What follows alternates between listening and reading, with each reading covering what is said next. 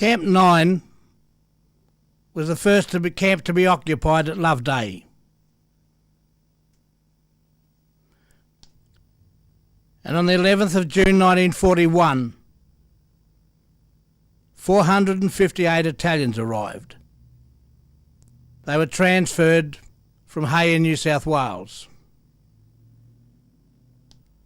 The following day, another 502 Italians arrived. Among these were the captain and crew and the passengers of the motor ship Romolo, and an Italian prince, Alfonso del Drago.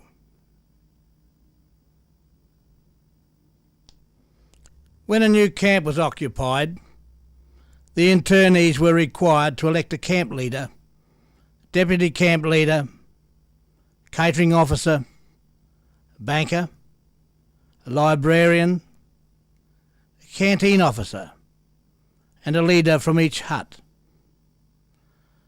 The prince was elected camp leader of Camp 9.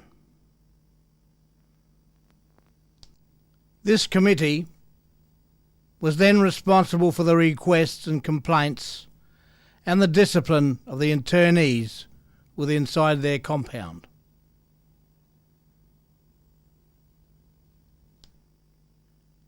A few days after their arrival, the camp commandant put a detail of internees to work outside the compound. They were to clear some land and establish a market garden. Colonel Dean then went to Adelaide to make his report and was told that the internees could not be put to work as they were civilians. A prisoner of war could be detailed to work, but not an internee. On his return to Loveday, the colonel told the prince, and they agreed that if an internee volunteered for work, then this request should be met.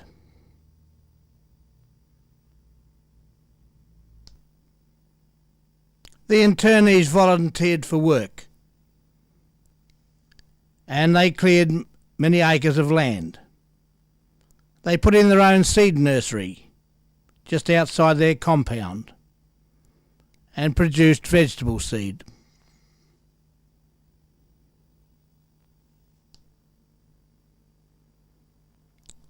A month later, permission was granted for internees to work, but they had to volunteer and be paid $1 a day for each day that they work. This was to be the beginning of a big new industry in the Riverlands, as many of the local men had re-enlisted into the services with their sons. The local women were now running their orchards using young lads and old men.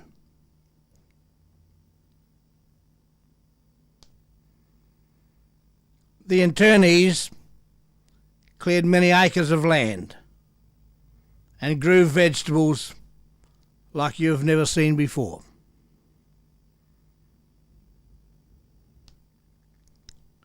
Some vegetables were for themselves and some for the army, and supplying vegetables as far away as the Northern Territory.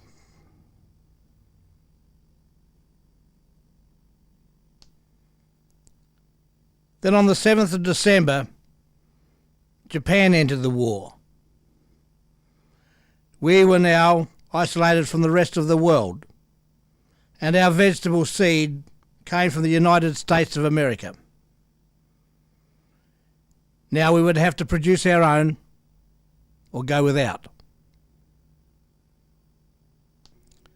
The CSIRO had heard about the Italians, and a meeting was held with Colonel Dean. The outcome of this meeting was the Italians would produce seed for the Commonwealth Seed Committee and supply the market gardeners throughout Australia. Hundreds of acres of land was cleared of mallee, using work horses and even this old steam engine.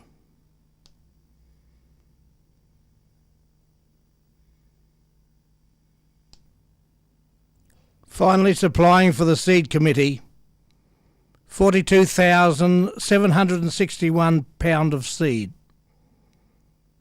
and producing 2,161 tonnes of vegetables, plus hundreds of tonnes of tomatoes were sold to the Berry cannery to make tomato juice for the troops.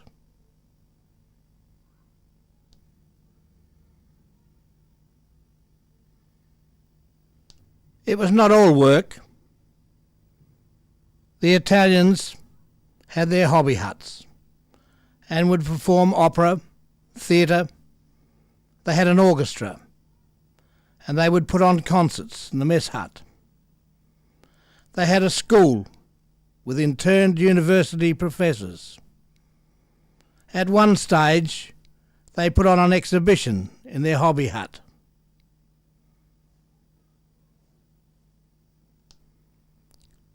This is a dressing table set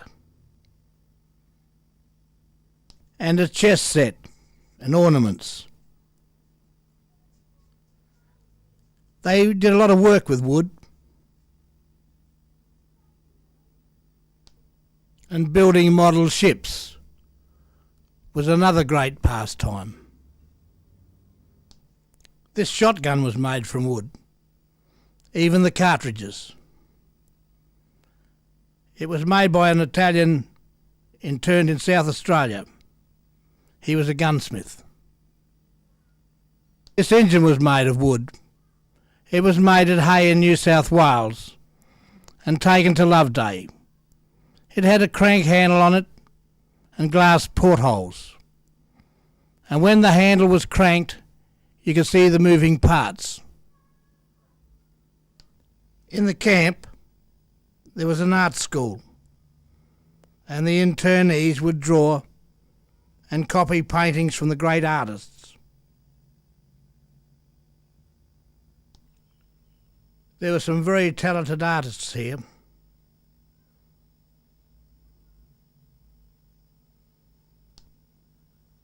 They even had their cartoonists.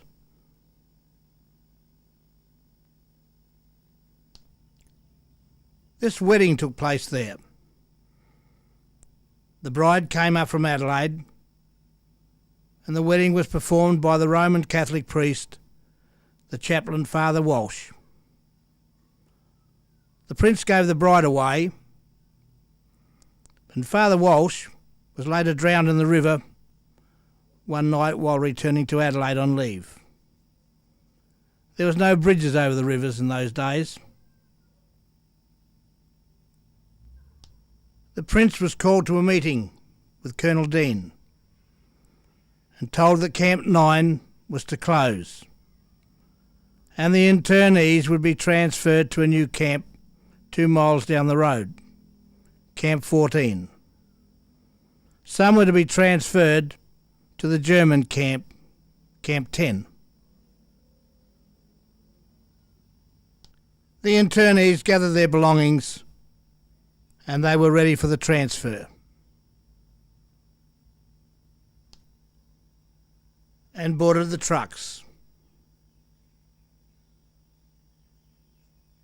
The prince was the last to leave and was assisted onto the vehicle by the other internees.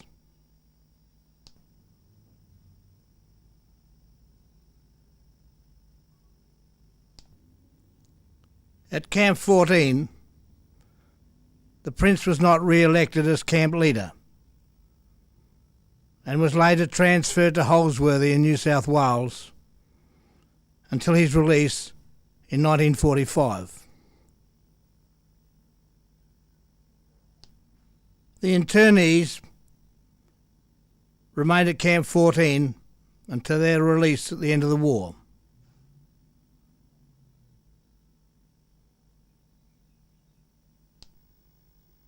They were repatriated from here, and some stayed in Australia, some returned to Italy and came back here to live.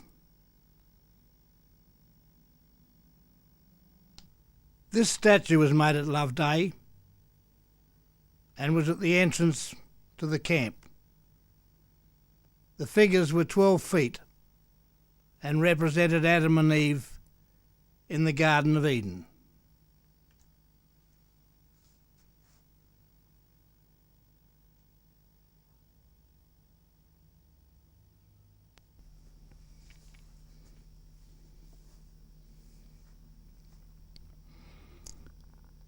Camp 10 was occupied on the 12th of August 1941 when 415 German Jews were transferred from Tatura in Victoria. They were sent to Tatura on the ship the Dunera from Britain after the fall of France, being stateless since 1935 when Germany took away their citizenship. They claimed refugee status and volunteered for service in the British Army. They were soon released from Loveday and transferred to Hay in New South Wales as friendly aliens, and after sent back to Britain where they had enlisted in the engineering units. The story of Camp 10 is a difficult one to tell, as I have not got the photos to tell it properly, but I will try by using photos not relating directly to the story's continuity. There is a big story in Camp 10. It was the German camp, made up of spies and ardent Nazis. Colonel Dean described it as the most dangerous camp in Australia. Camp 10 was covered in sunflowers, as you'll see in these first few photos.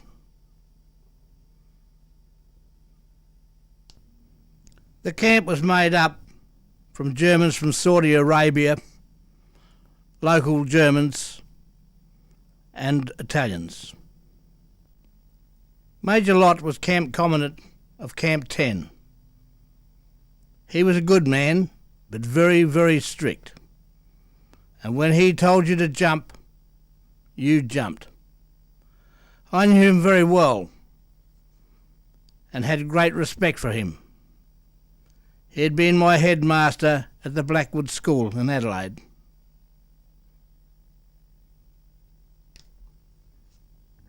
Here are some of the guards at Camp 10.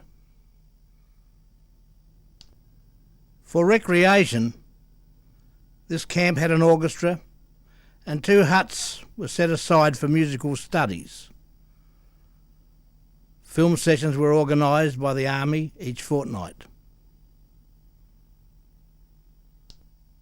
And theatrical performances, opera and concerts were regularly staged in the recreation hut and the mess hall.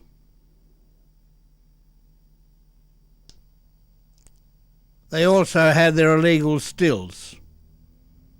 All camps had these, and the guards took no notice of them, as long as the internees behaved themselves.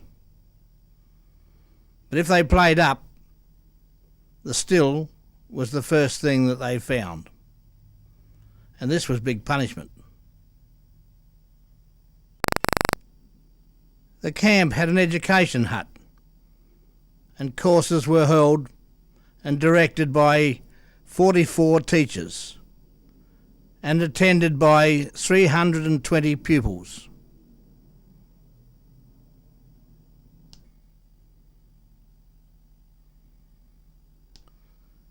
The Germans planned a breakout and asked permission to build a coffee hut out of stone.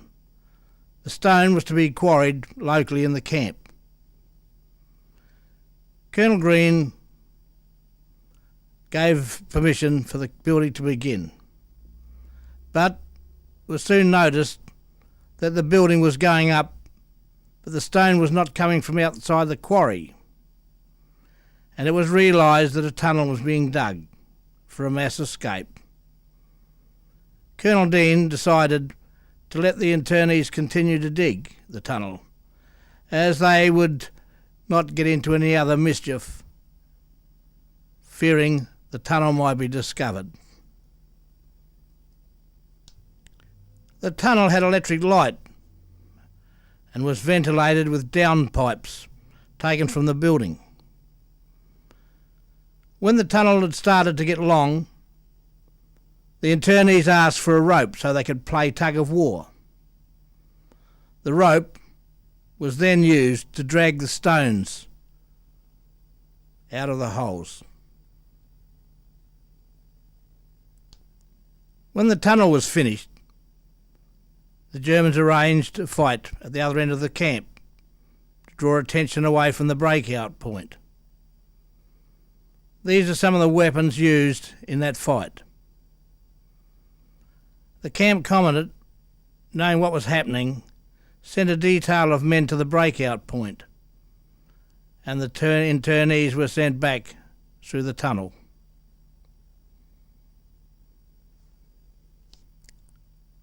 A few Germans were treated for wounds caused through machine gun fire.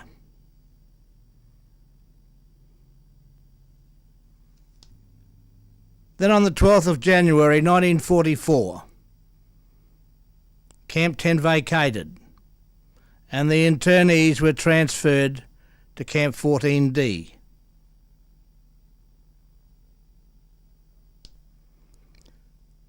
They remained here until the 17th of January 1945.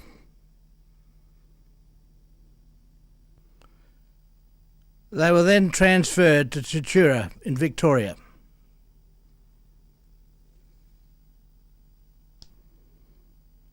On the 8th of May, Germany surrendered, and over the next few months the internees were released and the overseas personnel were repatriated and shipped back to Germany.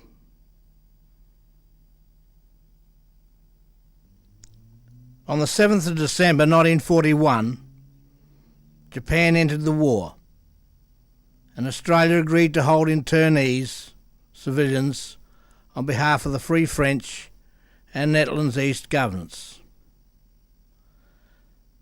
A new camp was then required to hold these personnel.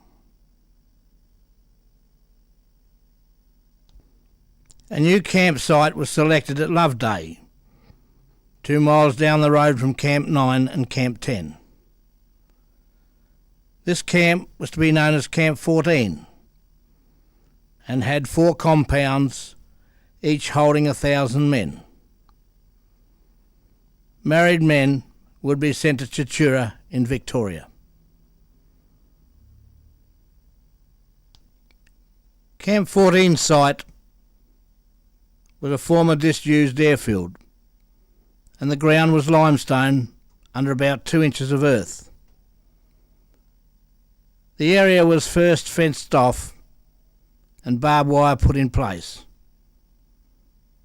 The camp at first was a tented camp for both the internees and the guards. Then the buildings were prefabricated in Adelaide and transported to Loveday. Here the internees assembled the huts for occupation. The first intake of Japanese occupied Camp 14B on the 5th of January 1942. They were from Adelaide River in the Northern Territory. Captain J.A. McRae became the camp commandant.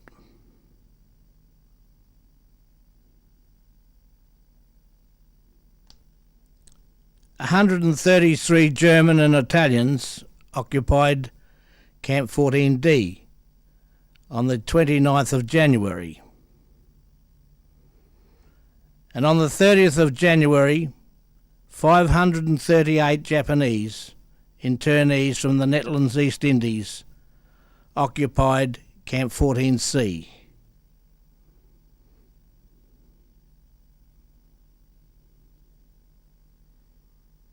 The compounds were guarded by 4 25-foot gun towers, situated at the north, south, east and west entrances, and manned by guards with Bren guns.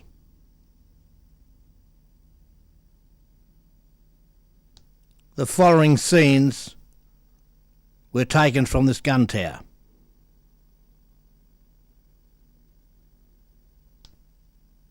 Here is the entrance to Camp 14C.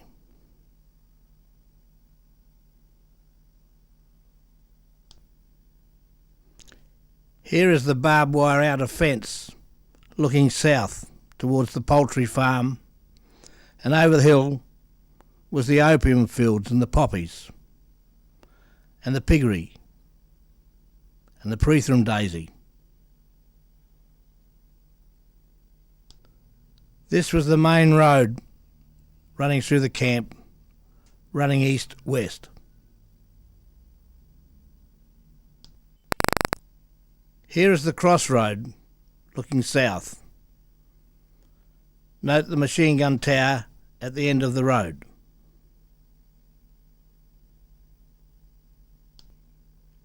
This was the entrance to Camp 14C. And here is the Japanese camp leader in his office.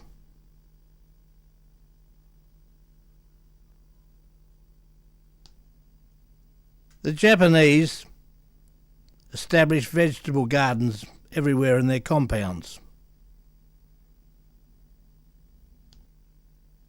And this is one of their garden sheds and gardens. The Japanese would catch rabbits and house them in these stone-lined holes covered with wire mesh. They were fed from the greens grown in the camp. This is a calendar clock fitted to the canteen wall.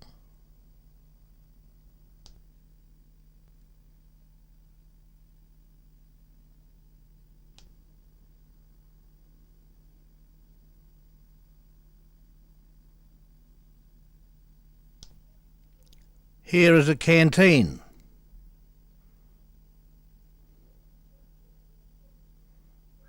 And a library.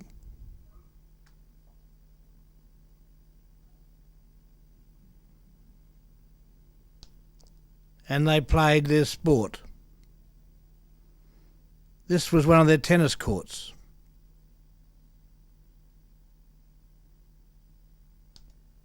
The Japanese would repair tents as part of their employment.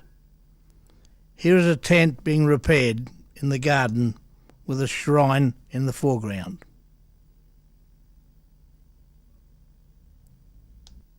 The gardens were beautiful and very colourful.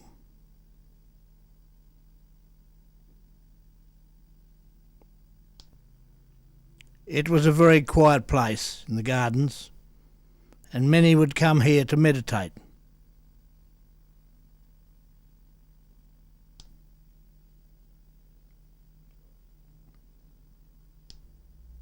The 108 Japanese internees died at Loveday. 19 Italians, 7 Germans, and 1 Russian. Post-mortems were held on these personnel, and they were buried at Barmera.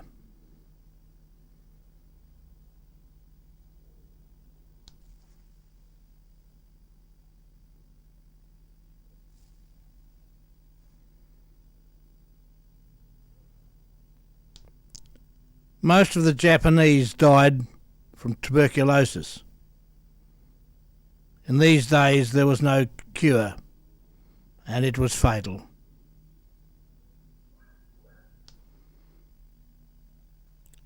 The camp leader and close friends would attend the services. Then after the war, the Japanese were reburied at Cowra in New South Wales.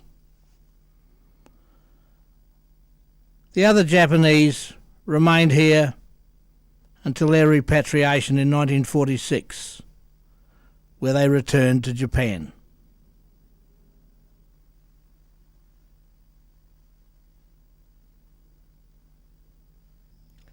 Group headquarters was situated at Camp 9, but now Camp 14 had added to the group. It would be better served if it was shifted closer to this camp. And plans were submitted for group headquarters to be shifted to a new site near Camp 10.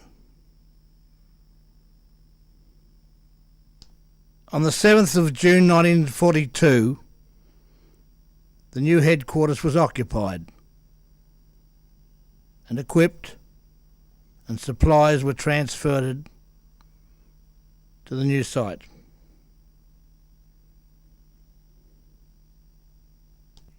Here is the adjutant,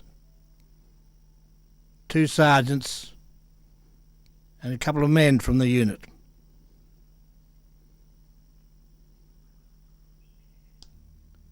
The headquarters switchboard.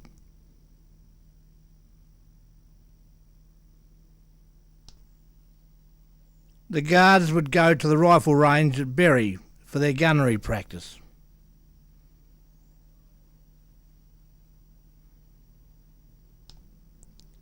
Here is one of the padres with a bugle band. The CO, Colonel Dean, taking the salute.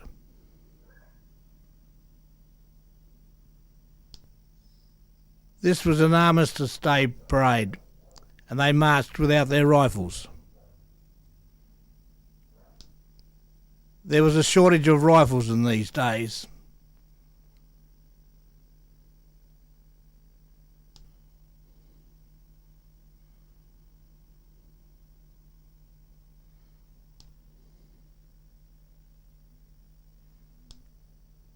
Here are some of the doctors and nursing sisters. After the parade, there was the church parade.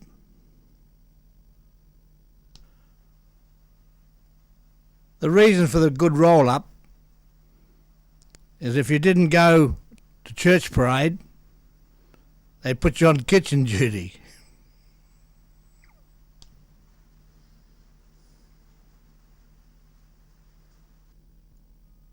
Each camp had its own hospital.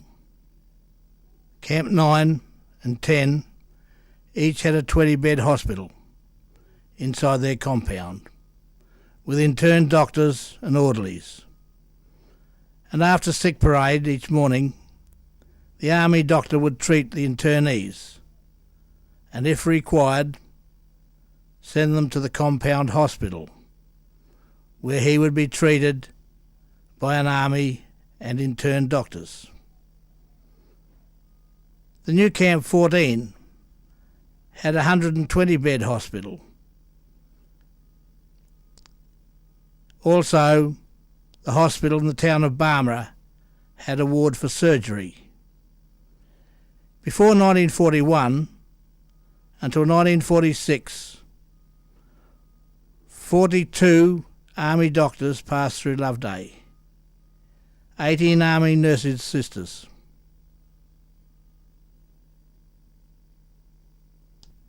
And 15 dental officers.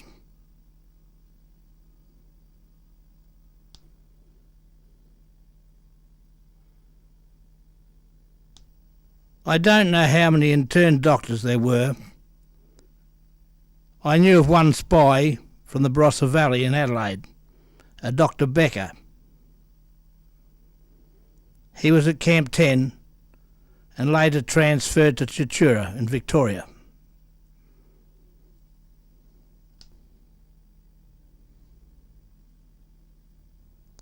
With 6 camps with a capacity to hold over 6,000 men and 2 garrisons of soldiers of nearly 1,400 men, it was becoming difficult to obtain bread from the local towns. Colonel Dean decided to build a bakery to help ease the burden from the local bakeries. Using Japanese builders, in turn, the bakery was built.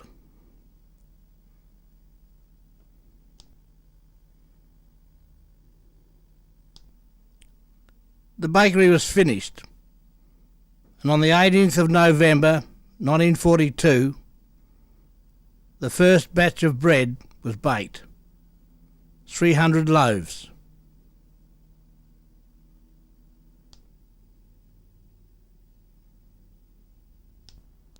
And soon the bakery was in full production, supplying bread to all the camps.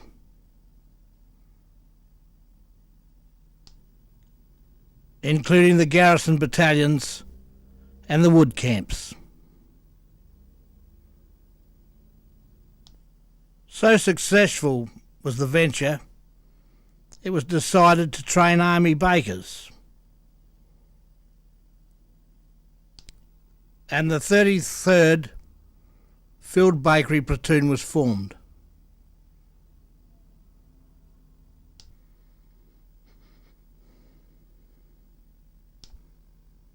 And young men were trained as field bakers.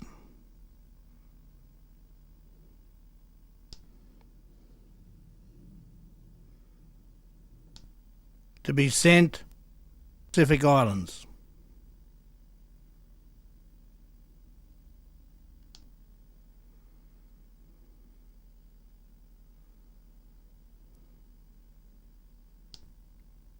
On Anzac days and Remembrance Day, the guards would come into Barmera and march. This scene is alongside the railway line at Barmera. The saluting base was alongside Lake Bonny.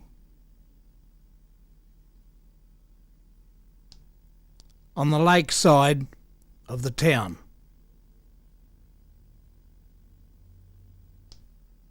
These are the mounted pickets.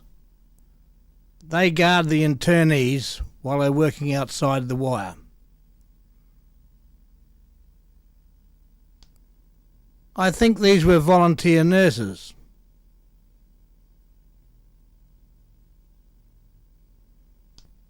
The Air Training Corps from the schools.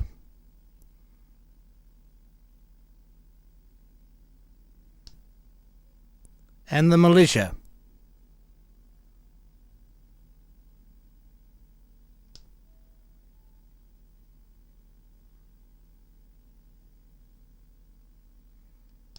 The new camp headquarters was now fully operational, but it was without a recreation hut. So the Department of the Army bought a disused distillery from Marook, a town on the other side of the River Murray. And 9 German internees went to Marook to dismantle the building. In these days there was no bridges over the river, only punts. The dismantled building was transported to the river by trucks, then floated across by barges and loaded onto horse-drawn jinkers and transported over the hill to Loveday.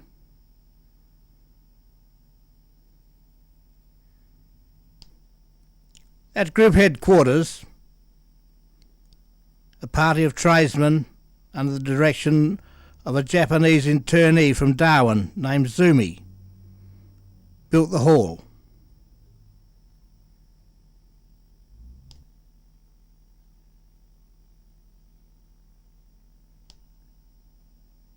The hall was completed in October 1943, and on the 20th the hall was officially opened by Brigadier General Bundock and Colonel Dean.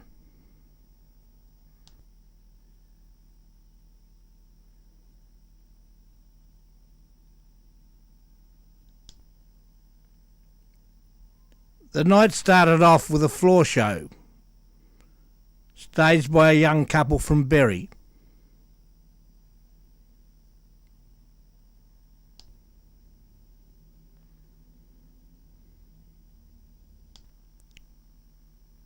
Then there was a roll of the drums, and it was announced the first dance for the night, the King's Waltz. And it was danced to the tune, If I Should Fall in Love Again.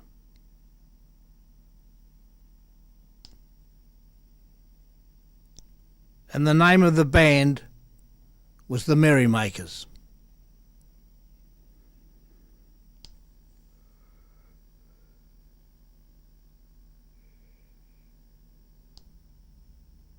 And into the night they danced. Many of the wives came up from Adelaide and stayed at the local hotel. Some girls were locals and some were land army girls that came down from Renmark. Although food was scarce, there was always food at a ball.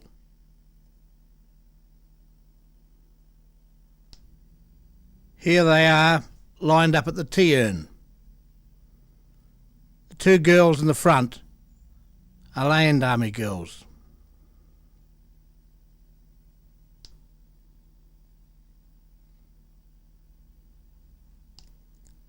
Over the years, the band changed its members. In these photos, you'll see how proud we were of that beautiful flag. This was the AWAR's pipe band from Adelaide. Notice the flags.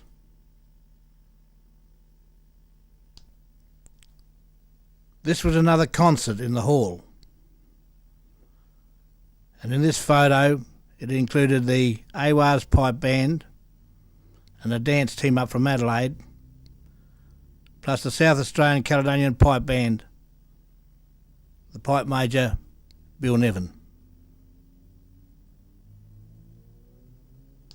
The hall was used for church parades.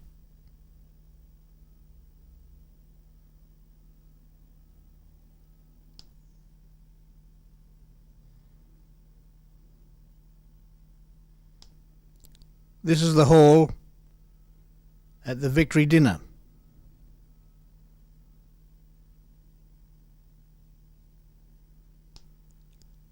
And this is the hall today. It's used for badminton. This is the table that the urn was on, and the land army girls.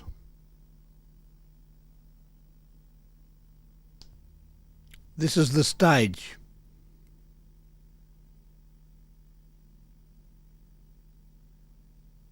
And the fireplace that heats the building.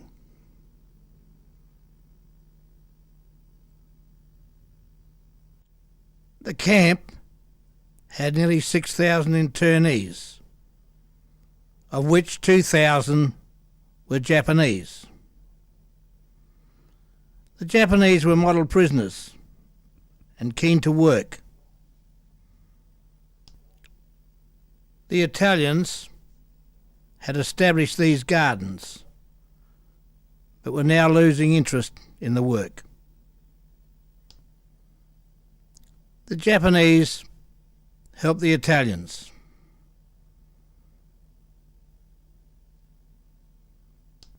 And they started to take over the gardens.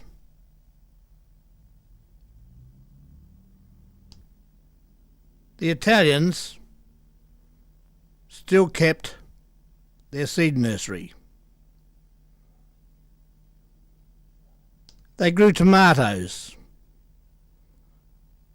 They then packed them and sent the tomatoes to Bury packing sheds.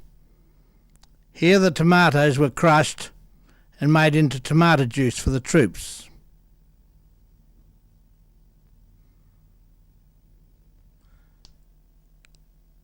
Tomato seedlings were produced, and this was for the Department of Agriculture at Bury.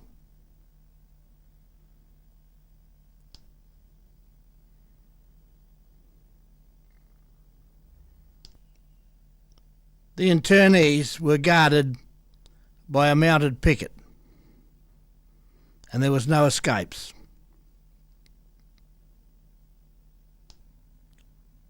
The CSIRO were so impressed with the work being done by the internees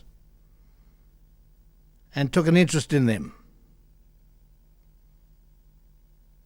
The CSIRO went to Loveday with a proposition for the Japanese. 3 secret projects were submitted to them.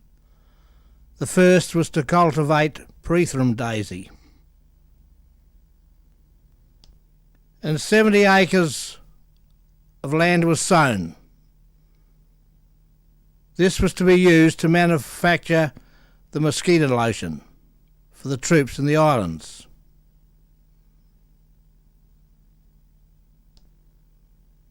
The daisy heads were collected in cut-down 44-gallon drums.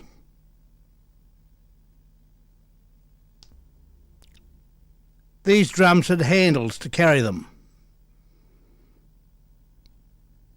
and the heads were gathered and taken to the old Camp 9 site, which had been vacated. Here the heads were spread on the floor to dry before taken to be processed.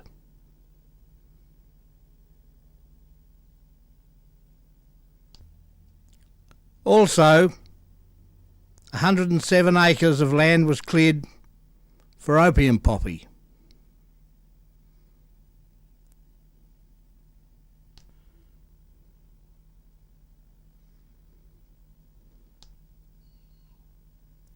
It was then harvested and packed into wool bales.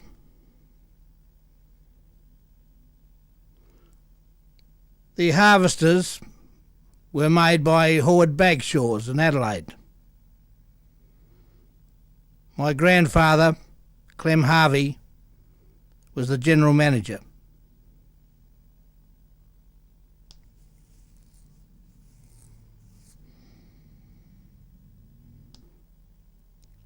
Here the Japanese are baling the poppy.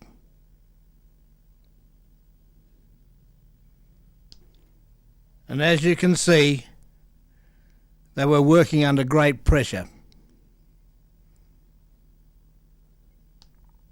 These bales were then sent to the laboratory to be processed. The poppy heads were to become morphine. In 1944 harvest, 2/3 of our morphine requirements were met. The third project was Guydale rubber plants from South America to produce rubber.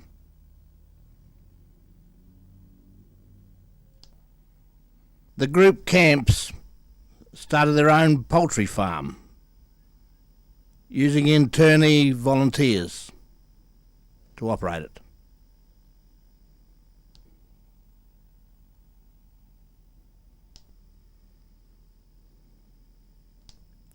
Here is Sergeant Kentish. He was in charge of the poultry farm, and after the war he bought it.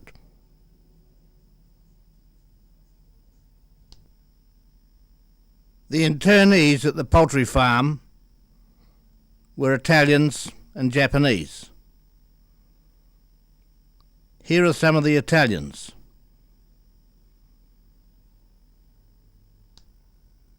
And a Japanese internee. This internee wrote to the sergeant after the war and said that the sergeant was one of his best friends. He understood our situation.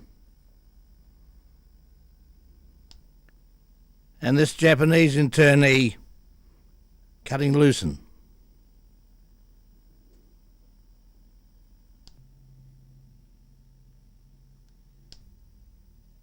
When poultry died, post-mortems were held on them to find out the cause.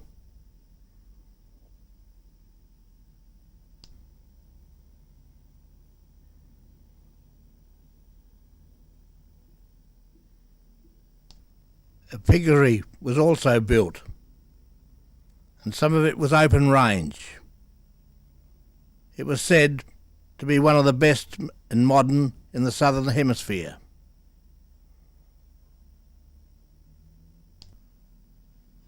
This is a part of the open range section.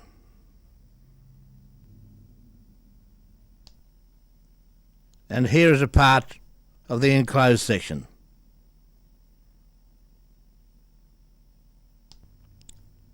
Here is the piggery being built by bricklayers under the direction of Zumi.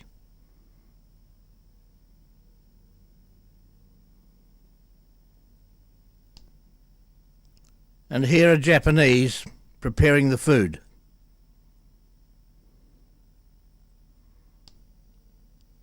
This was the main section, or main feeder.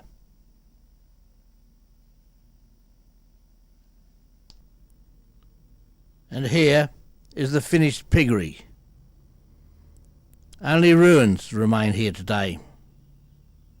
Wood was urgently needed in the riverlands to feed the boilers on the paddle steamers, the power and pump houses, the distilleries, the canneries, and for general heating. The first wood site was operated by POWs from Murchison in Victoria. This site was subject to flooding and had to be vacated. The POWs were transferred to a new site at Marook.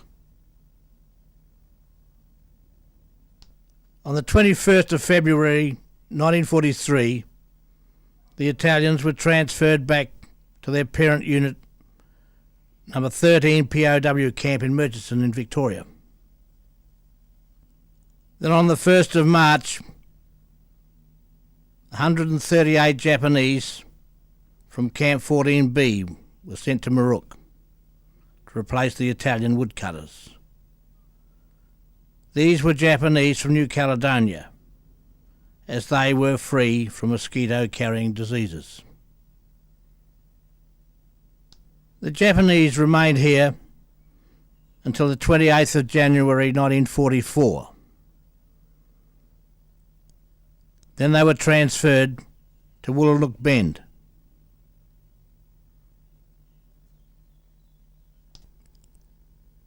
On the 7th of May 1942, 30 Japanese were detached from Woolanook Bend on the River Murray, 14 miles north of Renmark.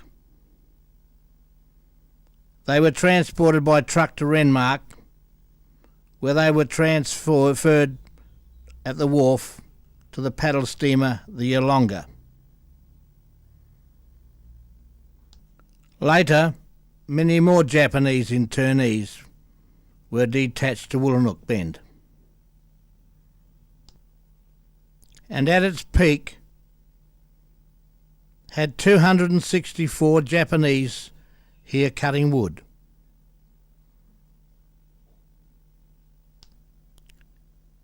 The internees loved it here, and one was heard to say, "This would be paradise if we had our women." Here the Yalonga is being loaded for its 14-mile trip upriver.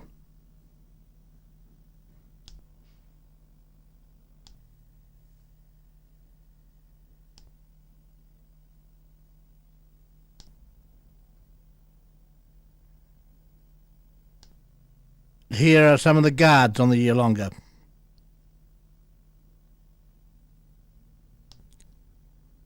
This is the entrance to Woolnook Bend Camp.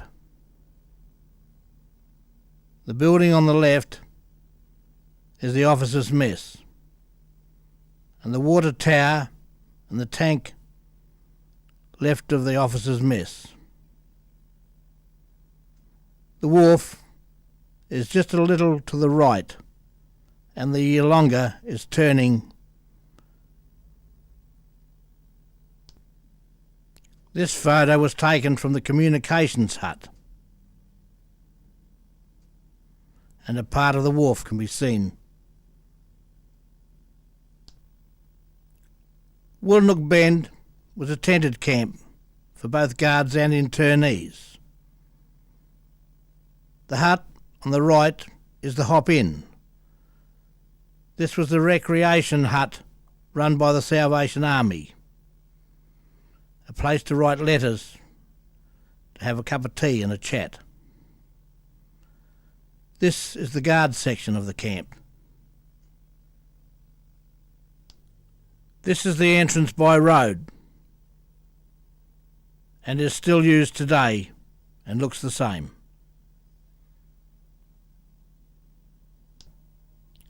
This is the Japanese section. The high trees in the background is the River Murray.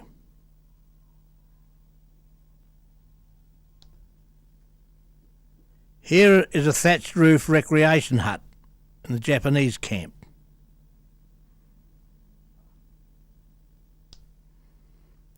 Here the Japanese are lined up for work in the morning. Some internees use petrol-driven saws. They were driven by Villiers engines. There were a number of these machines and were used to saw big logs.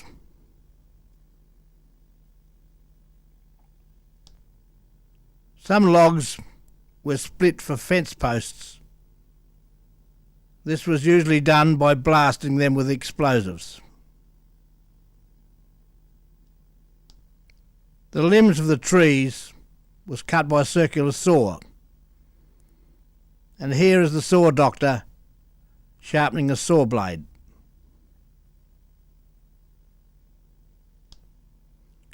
The wood was cut into short pieces to fit into the furnaces. The sawmills were placed near the river, and the sawn timber stacked along the river bank.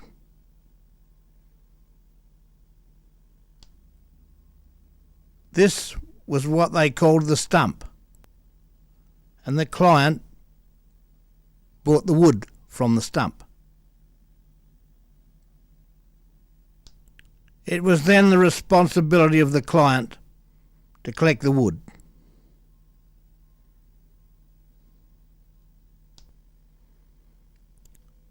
This was usually done by the use of paddle steamer and barges.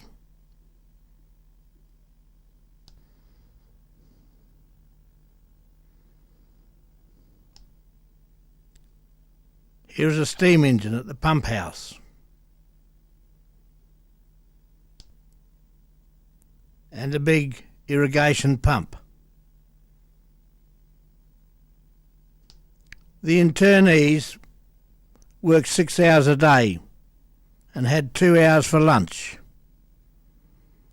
Some would go down to the river in their lunch break.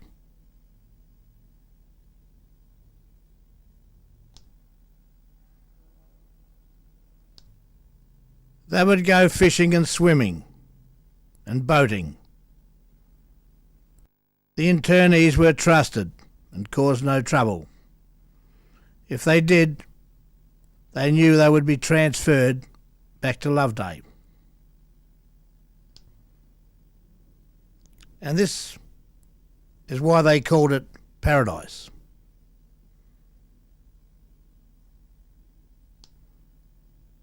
After, they would return to their compound, then back to work.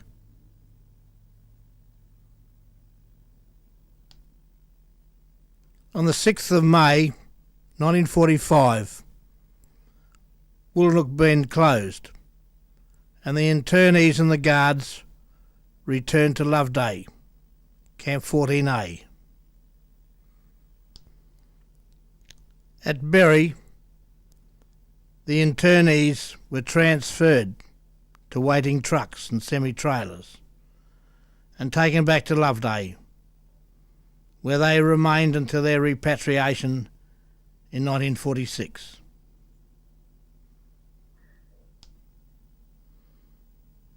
The war was now over and peace was with us once more. The camps held their celebrations at the Oval at Barmera and Berry. Here the mounted picket entertained the public.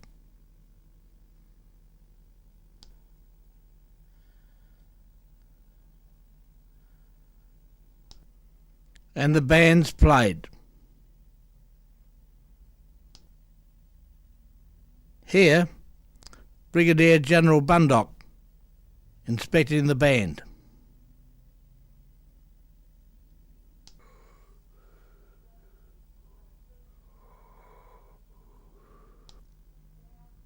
Even the Glossop High School fife band played,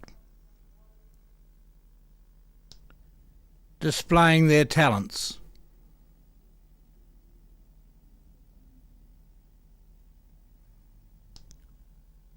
On the 1st of February 1946, the compound leaders in the Japanese camps were told that they would be repatriated in about 3 weeks, and to instruct the men under their control to prepare to dispose of unwanted goods.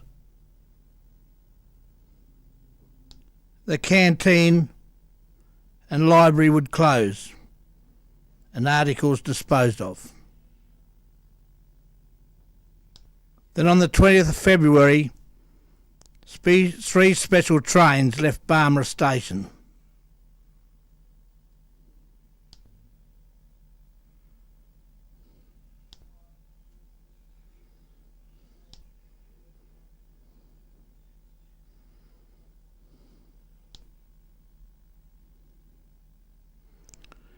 And on the following day, they arrived at Port Melbourne. And 1,650 Japanese embarked for Japan.